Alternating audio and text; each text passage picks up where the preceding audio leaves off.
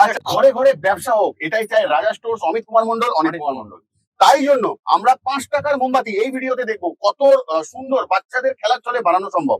প্রথমে আমরা ডাইসটার মধ্যে তেল লাগিয়ে নেবো, রিফাইন তেল, সাদা তেল, যেটা লুচি পরোটা ভাজা হয়, ব্যাস এইভাবে লাগিয়ে নেবো আমরা তেল।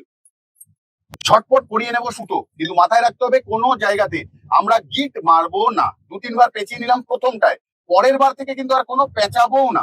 টাইট টাইট করে একটা থেকে আরেকটায় এইভাবে আমরা সুতোটা পরিয়ে নেবো। দেখো এইটা চাই যে লোকে ব্যবসাটা করুক, কিছু আর্নিং করুক, ঘরে ঘরে কুটির শিল্প জন্ম নিক। উদ্দেশ্য আমাদের এটাই, কিছু করো আজ, কম পয়সায় যখন করা যাচ্ছে করো। এখানে একটা ফল্ট আছে, এই ফল্টটা যেন তোমাদের না হয়, ভুলটা। সুতোটা সাইডে পড়েছে দেখো, এটা কিন্তু সবসময় এর ভেতরে থাকবে।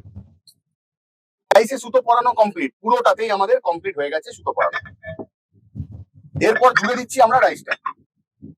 ডাইসের সাথে এইরকম ক্ল্যাম্প ফ্রি দেওয়া থাকে, কিন্তু আমরা বলি এই ক্ল্যাম্প না ইউজ করে একটু ভালো ক্ল্যাম্প কিনতে, তাহলে কি হয় ডাইসটা আমাদের অনেকদিন ভালো থাকে। কারণ গরমে নালে ডাইস আস্তে আস্তে বেঁকে যায়। দেখো হয়ে গেল। নিয়ে নিচ্ছি রং, তরল মোম, হয়ে যাবে সবুজ। আজ তৈরি হতে চলেছে সবুজ রঙের মোমবাতি। এইভাবে ঢেলে নেবো আমরা হোলের মধ্যে তরল মোম, দেবো দেবো দেবো। এরকম নরম থাকতে থাকতে আমরা কেটে নেবো সুতোটা। নরম থাকতে থাকতে আমরা এরকম ভাবে পরিষ্কার করে নেবো ব্যাক পোর্শনটা, কারণ ক্যান্ডেলের ব্যাক পোর্শনটা পরিষ্কার হলে কোথাও বসবে ভালো।